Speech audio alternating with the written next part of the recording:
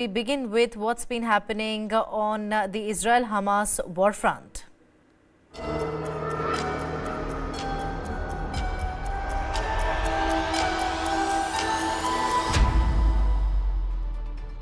The following content may contain visuals that are disturbing, graphic, or sensitive in nature. Viewer discretion is advised. This material is intended for mature audiences and may not be suitable for all viewers. Please exercise caution while watching, and if you find such content distressing, we recommend discontinuing viewing. This disclaimer is provided to ensure awareness and to prioritize viewer well-being. The war between Israel and Hamas has now entered its 65th day. Let's get you the latest update from the war front. US skipped congressional review to approve emergency sale of tank shells to Israel. Half of Gaza's population is starving. That is what a UN official has stated amid desperate humanitarian crisis.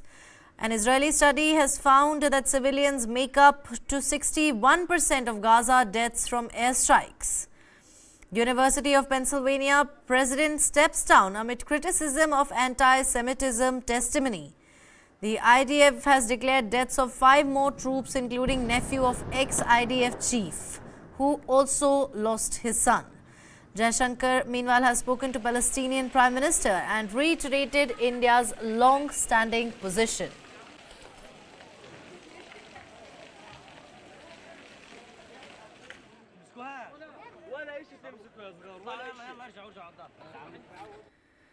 Now, Israel's military chief, Lieutenant General Herzi Halevi, has urged increased pressure on Hamas, noting signs of their system collapsing.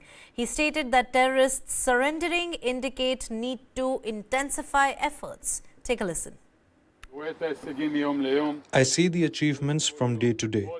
We are seeing every day terrorists who are killed, also terrorists who are injured. In the last days, we see terrorists who are surrendering. A sign of the collapse of the system, a sign that we need to press harder. And this is what we are doing. While the Israel-Hamas war is causing immense humanitarian tragedy, there are also some stories where people from different sides of the spectrum come together to give out the message of peace. Israeli entrepreneur Osben David and his Palestinian business partner Jalil Debit run a restaurant together in Berlin. Now, they run the restaurant with a firm belief that shared food and an eating culture can create friendship and overcome preconceived differences. Take a listen. And linsen, we make it also with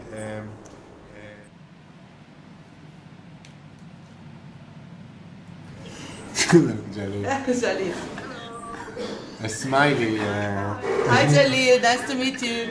Our vision is to show the people that Palestinian and Israeli or people from different background can work together and be really good friends. Sweet potato supposed to be there.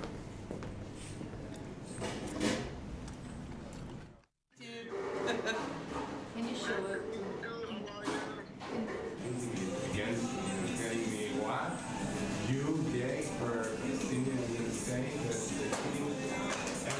Each one has his own way to make hummus, and we can learn from the hummus and from the experience of sharing instead of fighting on something, where we keep and create. We have the same idea of how family structure will be like. We have the same idea about a lot of things that we sharing food that we are fighting when we could share together. So many things, so many visions that we share together, and I think that this is the place where it's remind you, and the future, it will come. Israel pounded the Gaza Strip from north to south on Saturday in an expanded phase of its 2-month-old war against Hamas.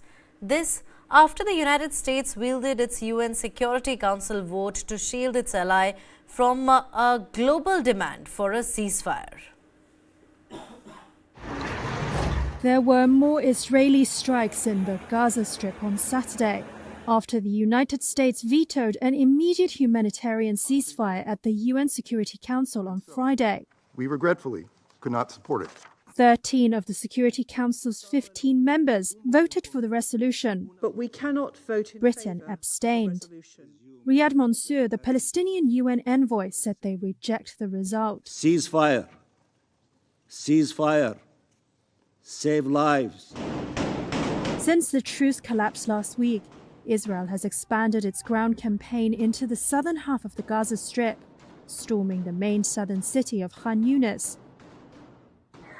The already overwhelmed Nasser hospital in the city has seen the dead and the wounded through the night on Friday. Residents of the city said on Saturday that Israeli forces were ordering people out of another district just west of positions the Israelis stormed earlier this week, suggesting a further assault could be imminent. Both sides have also reported a major surge in fighting in the north. The vast majority of Gaza's 2.3 million residents have already been forced from their homes. UN agencies say there is now effectively nowhere safe to go. Israel disputes that. It says it is limiting harm to civilians by providing them with maps showing areas that are safe.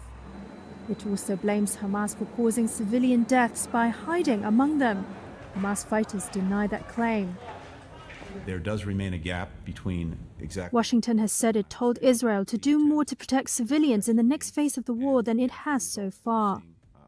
But Washington has continued to support Israel's insistence that a ceasefire would only benefit Hamas.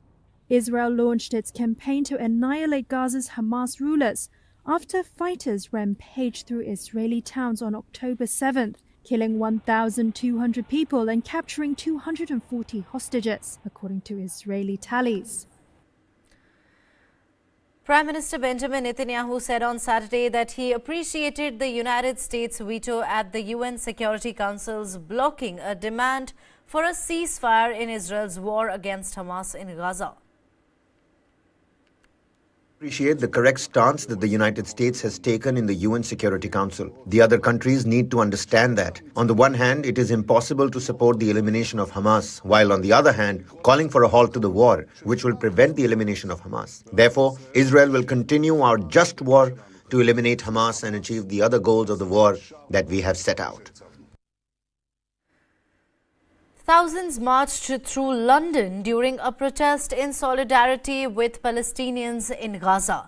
Israel ordered residents out of the center of Gaza's main southern city of Khan Yunis on Saturday and pounded the length of the enclave after the United States wielded its UN Security Council veto to shield its ally from a demand for a ceasefire. Since the truce collapsed last week, Israel has expanded its ground campaign into the southern half of the Gaza Strip by launching the storming of Khan Yunis. Right on your screens, visuals coming in from London, where thousands of people staged a protest in solidarity with the Palestinians in Gaza. Take a look.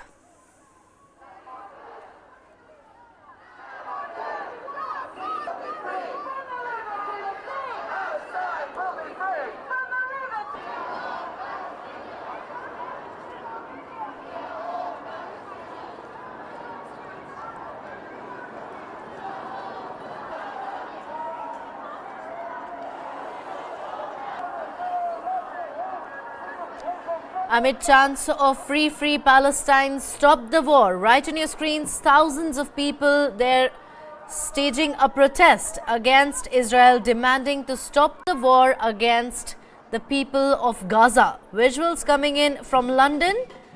This was the protest that was staged yesterday, right in the heart of the city.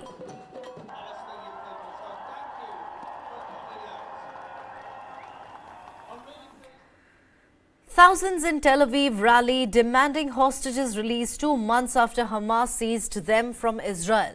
Parents of Itay Chen, a 19-year-old hostage, called for Red Cross access and urged Israeli government leadership. Listen in. Now a few words in English, if I may. So we are the parents of Itay Chen, 19 years old, captured and abducted in Gaza. We are asking ourselves, why is it that our son has not received any visitation from the International Red Cross? Why is it that no one has looked at him and provided medical attention? Where is the Red Cross and why are they not doing their job? We are asking the Israeli cabinet, the war cabinet, to talk to us, the families, and explain what exactly is on the negotiation table to keep us families informed where we need to be, we demand to be part of the decision process. We ask the Israeli government to show leadership. Now, approximately 100 hostages were freed in a truce, but over 130 reportedly remain in Gaza. Israel initiated the campaign after Hamas attacked on the 7th of October, resulting in casualties and capturing hostages. Gaza's residents face displacement with over 17,700 reported killings, according to Gaza's health ministry. Meanwhile, drone footage from Gaza City depicts the extensive damage caused by Israeli airstrikes and shelling after over 2 months of war. The video, shot on Friday, shows an Israeli flag installed on a mound of dirt, tanks patrolling the area and damaged streets and buildings. Take a look at the destruction after 2 months of war. That's an Israeli flag right on your screens, installed on a mound of dirt. The drone footage from Gaza showed the extent of the damage caused by the continuous Israeli airstrikes since the 7th of October. The video was shot on Friday, the 8th of December, after more than 60 days since Israel's bombardment of the territory. That was in retaliation to the deadly assault carried out by Hamas against southern Israel on the 7th of October, which killed about 1,200 Israelis, and Hamas terrorist organization took about over 200 Israelis as hostages. 130 people have been released, but the rest remain in Hamas's captivity. Israel now continuing its bombardment on Gaza, civilians becoming a casualty. There, Benjamin Netanyahu, the Israeli Prime Minister, has vowed to retaliate and eradicate Hamas and stop at nothing less.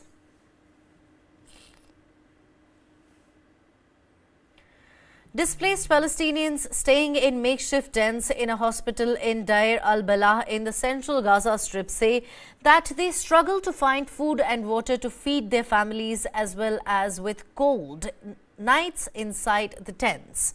With the vast majority of Gazans now displaced and unable to access any aid, hospitals are overrun and food is running out. The main UN agency in Gaza said society was quote-unquote on the verge of a full-blown collapse.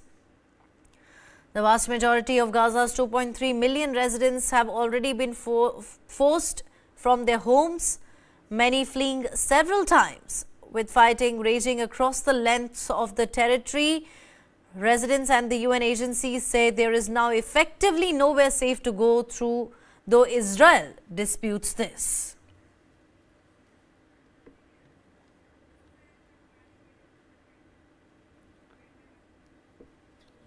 It's hard to live. We can't do anything. There is no cooking gas or wheat. The bread, which is with us for the past few days, we heat it up for the kids to eat. We are under siege. We can't go to the south. There is no canned food, no rice. Our life is a hell.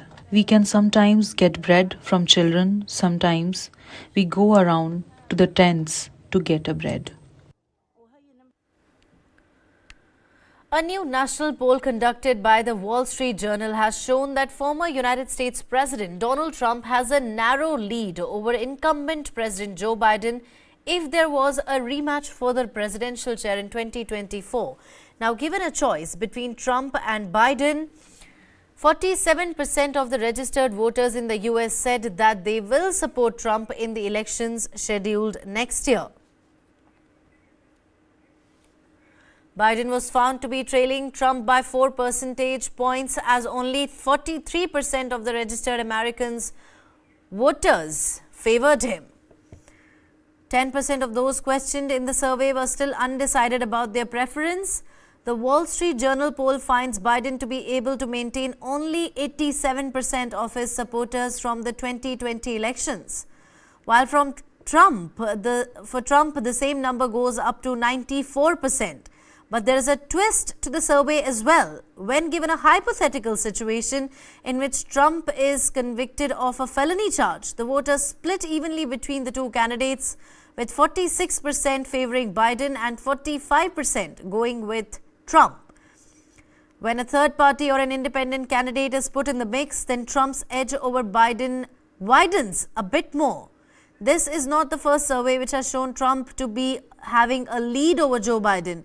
The recent nation polls too have given Trump a narrow advantage.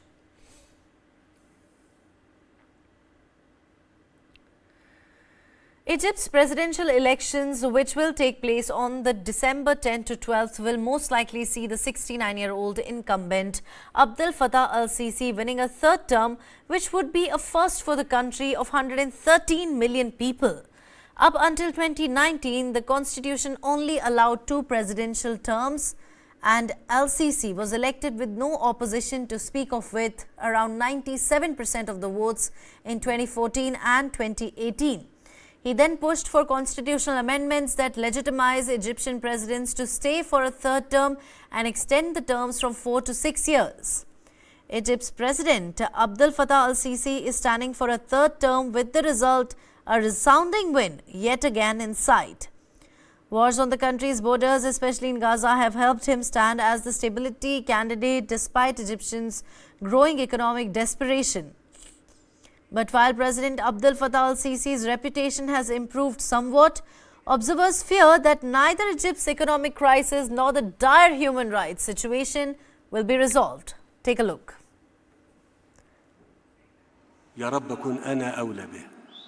Egypt's President Abdel Fattah Al-sisi is poised to win 6 more years in power, a result that isn't in doubt. That's despite growing despair about soaring prices, which have stirred criticism of Sisi's record on the economy and his crackdowns on dissent. In power for close to a decade, the former army chief presents himself as a guarantor of stability in a volatile neighbourhood. 2 wars on Egypt's borders, in Gaza and Sudan, have hardly hurt that image. Sisi announced his campaign for the December 10th to 12th election would be curtailed to save funds for aid to Gaza, though giant posters of his face are everywhere. If only he'd been content with the 10 years, says Mohammed Anwar Sadat, a moderate opposition figure and former member of parliament. Before the events of Gaza, the pressure on economic and living conditions, as well as other issues, were questioned by people and had created a state of anger against President Sisi and big reservations about his policies. Since the beginning of the events in Gaza, there has been a state of calm and tranquility in the minds of many, who started to feel it was better if the current president continues. Sisi has overseen a crackdown since leading the 2013 ouster of Egypt's first democratically elected president, Mohamed Morsi of the Muslim Brotherhood. Sisi and the military establishment are tight, while the Brotherhood has been driven underground or abroad. The constitution was amended in 2019 to let Sisi stand for a third time, and it extended the presidential term to 6 years from 4. Sisi was declared winner with 97% of the vote in the previous 2 elections.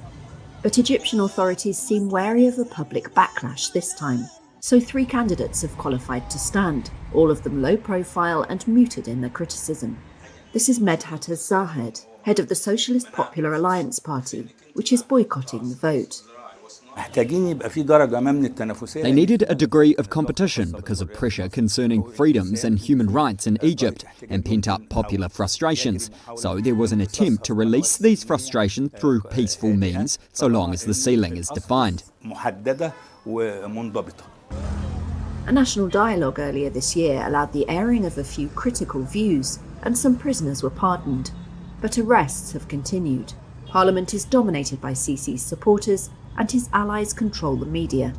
A campaign by leftist politician Ahmed al-Tantawi, the most prominent potential opposition candidate, briefly tapped into pent-up discontent. But he dropped out of the race, citing pressure from pro-government forces. He's now facing a judicial case on allegations of using illicit means to collect endorsements. Sisi's campaign office did not respond to requests for comment.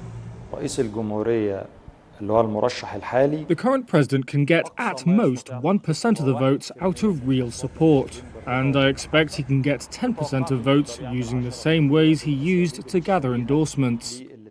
But as for the sweeping majority of the Egyptian people, they were waiting for a serious candidate. Fears about the economy have not gone away. The state has crowded out the private sector. Egypt's debts have ballooned after a spending spree on mega projects like a new capital east of Cairo. And prices have rocketed for ordinary Egyptians, like Ahmed Khudair, who had this message for Sisi. We ask him to lower the prices a bit for people to afford them, because families have 5 or 6 members, so lowering the prices would help people and help them live. I call on people before anything, before focusing on prices, to go vote for the president of the nation, because this way he will help people. He's already helping people.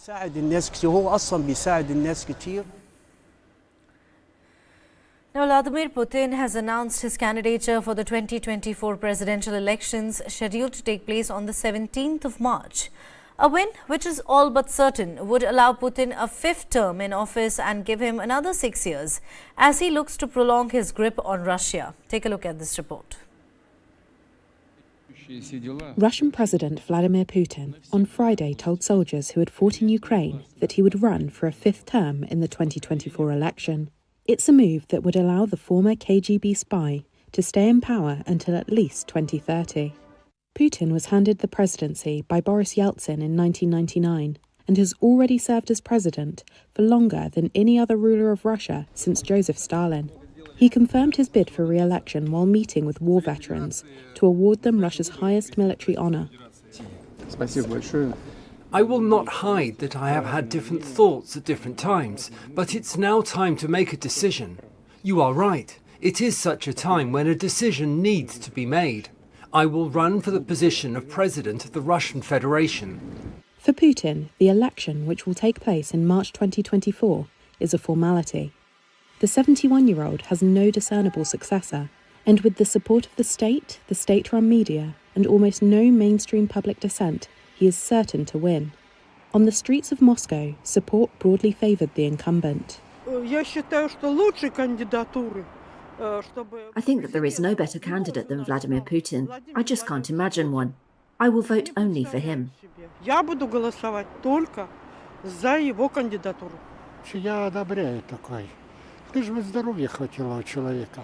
In general, I approve. Hopefully, he has got enough health for this. There is a lot of negativity coming his way from different directions, but I believe that Russia needs him. I consider myself to be a patriot, a monarchist, to a certain extent, so I think it is necessary. Opposition politicians say a handful of other unthreatening candidates will be put up to run against Putin and lose, in what they say has become a carefully stage-managed imitation of democracy. Despite the lack of competition, Putin faces the most serious set of challenges of any Kremlin leader since Mikhail Gorbachev grappled with the crumbling Soviet Union more than 3 decades ago. The war in Ukraine triggered the biggest confrontation with the West since the 1962 Cuban Missile Crisis. The West casts Putin as a war criminal and a dictator who has led Russia into an imperial-style land grab in Ukraine. Subsequent sanctions have delivered the biggest external shock to the Russian economy for decades. And Putin also faced a failed mutiny by Russia's most powerful mercenary, Yevgeny Prigozhin, in June. Prigozhin was killed in a plane crash 2 months to the day after the mutiny. Britain's antitrust regulator has said that it will review whether to launch a probe in the merger of Microsoft's multi-billion-dollar partnership with ChatGPT maker OpenAI.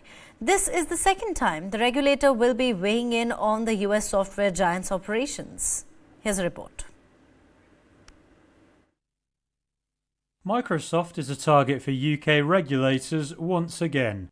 Antitrust officials in the UK said Friday they will review whether to launch a merger probe of the US tech giant. It's over Microsoft's partnership with ChatGPT maker OpenAI. Britain's Competition and Markets Authority, or CMA, said it will consider if the OpenAI tie-up has led to the creation of a merger situation. Only then will it decide on an official investigation. The move comes after an announcement last month that Microsoft will take a non-voting position on OpenAI's board. That followed a hectic boardroom battle which saw the sudden removal and return of OpenAI CEO and founder Sam Altman. Sources say Microsoft owns 49% of the for-profit operating company. The firm also committed to invest more than $10 billion into the ChatGPT maker. Microsoft said it will work closely with the CMA. OpenAI did not immediately respond to a request for comment. The same UK regulators looked at a separate competition issue around Microsoft earlier this year.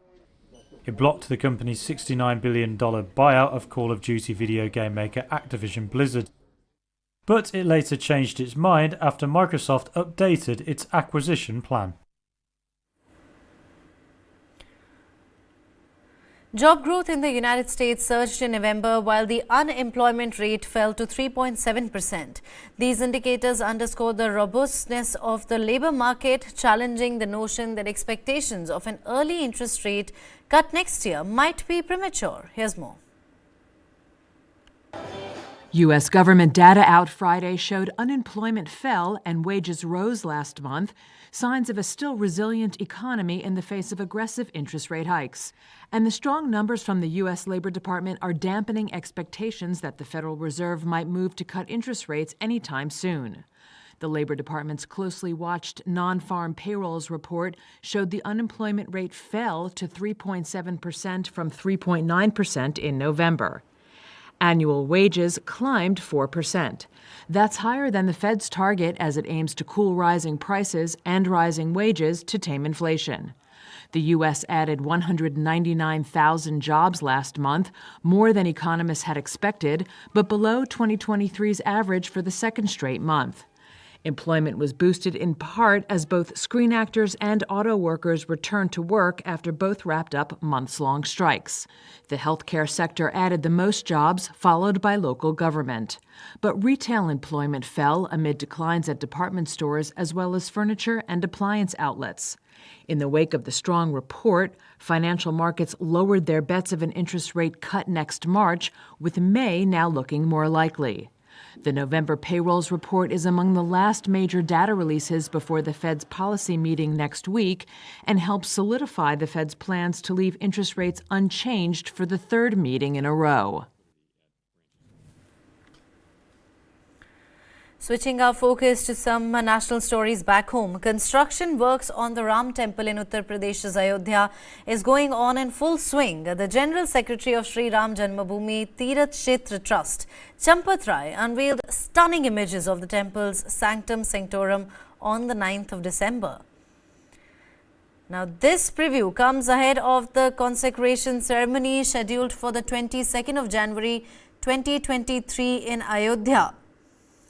Rai mentioned that the sanctum sanctorum of Lord Sri Ram Lalla is nearly complete with the recent completion of lightning fitting work. These images offered a glimpse into the splendid sanctum sanctorum, heightening the anticipation of devotees eagerly awaiting the consecration of the temple. Meanwhile, Chairman of Ayodhya Ram Mandir Construction Committee Nripendra Mishra visited the construction work for Ram Mandir. On December 8, the trust had earlier released pictures showcasing the current status of the under construction Ram Janmabhoomi temple. Notably, 3 different artists are sculpting 3 distinct idols of Ram Lalla. and the finest among them will be chosen before the consecration on the 22nd of January.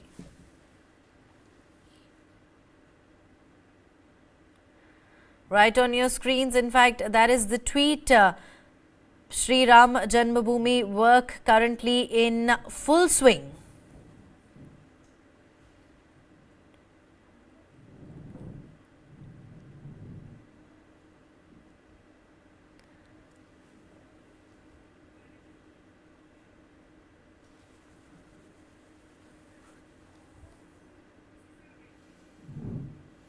Addressing the book launch event of TV9 Network director Hemant Sharma's book Ram Fir Laute, RSS General Secretary Dattatreya Hosbole said that there has always been a struggle for the restoration of religion and it is sometimes necessary for creation. There was a struggle for Sri Ram Janmabhoomi 72 times and every generation fought but never gave up. The RSS leader said that the Ram Temple movement, spearheaded by the VHP and other right-wing organizations, was for national integration. Listen in. तो राम जी फिर लौटेंगे। राम जी अपने जीवन में 14 वर्ष के वनवास में रहे। रामलला सदियों से अपने जगह से बहुत ही वैभवहीन स्थिति में संघर्ष के कारण बनकर, विवाद के केंद्र बनकर, परंतु विश्व भर में जो राम भक्त है उनके लिए तो सदैव प्रेरणा की केंद्र बनकर वो वहाँ एक छोटे से इसमें पिछले कई वर्षों से जो रामलला विराजमान तो थे, लेकिन किस स्थिति में थे देखने वालों को तो मालूम है। अभी राम जी जैसे हमने आंदोलन में सदियों बार, सैकड़ों बार हमने नारे लगाए, सौगंध राम की खाते हैं, मंदिर वहीं बनाए। तो मंदिर अभी बन गया है, उसका पहला चरण संपूर्ण हो गया। उस मंदिर के गर्भगृह में रामलला विराजमान के प्राण प्रतिष्ठा लाखों करोड़ों अरबों लोगों के हृदय मन को, आंखों को शांति देने वाले, आनंद देने वाले ऐसे एक क्षण आ रहा है। उस समय ऐसे एक पुस्तक, ऐसे एक ग्रंथ, इसकी आवश्यकता है। इसमें 8 अध्यायों में राम मंदिर के एक संक्षिप्त इतिहास, राम और अयोध्या के संक्षिप्त इतिहास, आंदोलन के बारे में इतिहास, आंदोलन के महानायकों के बारे में कुछ परिचय, इन सारे विषयों को 8 अध्यायों में इतने 1.5 महीने 2 महीने के अंदर हेमंत जी ने बहुत ही सार्थक ढंग से, इसकी भाषा अद्भुत है। इतने कम एक ग्रंथ के अंदर लोगों को सारे बताने का प्रयत्न उन्होंने जिस प्रकार किया है वह प्रशंसनीय है। मैं हेमंत जी के इस लेखन सामर्थ्य के प्रति न केवल अभिनंदन करता हूं, उसका वंदन करता हूं। In a development, the Supreme Court is set to deliver its verdict on the 11th of December in the case challenging the Union government's 2019 decision to repeal the special status of Jammu and Kashmir under Article 370 of the Constitution. The Constitution Bench, led by Chief Justice of India D.Y. Chandrachud, had reserved the judgment on the 5th of September 2023 after an extensive 16-day hearing. The petitioners in the matter had challenged not only the abrogation of Article 370 but also the J&K Reorganization Act, which resulted in the bifurcation of the state into union territories of J&K and Ladakh. Let's now take a look at the key arguments presented during the hearings. complete integration. Now, the government argued that the abrogation was necessary to fully integrate Jammu and Kashmir into the Union of India.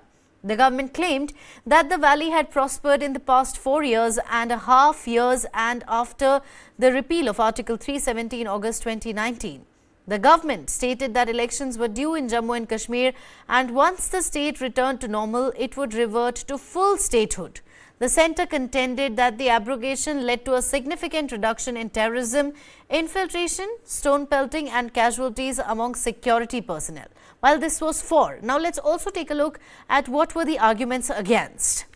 Petitioners argued that the union used brute majority in the parliament and executive orders to divide a full-fledged state into union territories, which they called was an attack on federalism. The petitioners claimed that the move was an attack on federalism and a fraud played on the constitution. The petitioners argued that Article 370 had assumed a permanent character after the dissolution of the Jammu and Kashmir Constituent Assembly in 1957.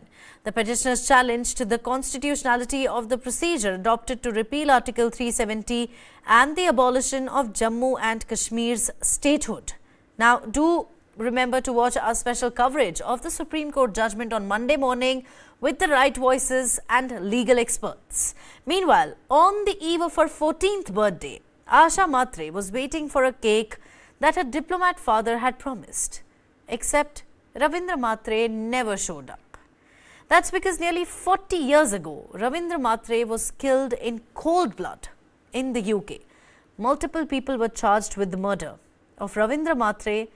But the question remains, who was the man who pulled the trigger? 4 decades on, the question remains, what is that we've learned? News9 Plus has published a full-blown investigative piece on the killer of Ravindra Matre, where is he now, and the possible impact of his whereabouts. You can watch the full show on News9 Plus application. Meanwhile, here's a snippet. Take a look. I have not been told any official version. I know whatever I saw. Nobody's contacted us to see whether we are alive or dead. Not a peep out of subsequent governments even after that. He's the person who actually pulled the trigger, killing Mr. Matre. Is he still alive? 49-year-old Birmingham-based Indian diplomat vanishes. On birthday, daughter waits for missing father. KLA claims responsibility demands Kashmiri separatists. Maqbool Bhatt's release.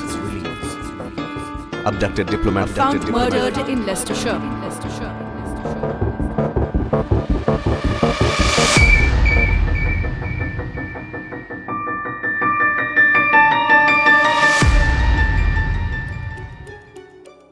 After Indian diplomat Ravindra Matre's killing in 1984, 3 kidnappers were arrested by UK and Maqbool Bhatt was immediately hanged by India.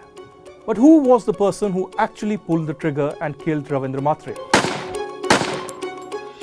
This has forever remained a mystery for the last 40 years. News9 Plus has been investigating this case for last several months to understand the chain of events. For the very first time in our investigation, we unmask the killer of Ravindra Matre. The killing was done by JKLF terrorist Masrat Iqbal Malik, who has been hiding in Kotli of Pakistan-occupied Kashmir since last 40 years. This has also been verified by both Hashim Qureshi and Shabir Chaudhry. Musarrat Iqbal था, वो इस case पे था involve, लेकिन उसकी वो किराए के तौर पे ना अमानुल्लाह के घर में भी रहता था। उसने कहा कि अमान साहब, मुझे लगता है कि पुलिस हमें घेर रही है, हम क्या करें? अमानुल्लाह के अल्फाज थे, गोली मारो उसे और फेंक दो। मैंने कहा यार तुम किसको क्यों मार रहे हो उसको गोली? उधर एक तो मकबूल भट्ट को फांसी देंगे और फिर दूसरा ये बेगुनाह आदमी है, इसको क्यों मारोगे गोली? I can say that killing order of the killing was given by Amanullah Khan. But he felt at the time that police will be able to arrest the kidnappers, and that will disgrace the party, and those people would be in trouble, and maybe JKLF could be in trouble. This he confessed to me when he was in hospital. He had a lung cancer, and at that critical moment I asked him, I said, who ordered to kill him? He was vulnerable at the time, and he said to me, he said, yes, I ordered it.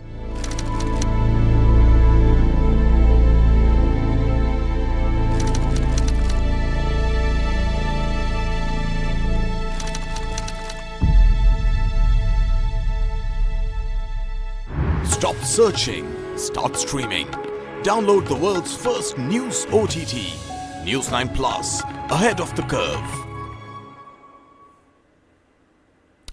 Let's take a look at what's been happening on the climate front.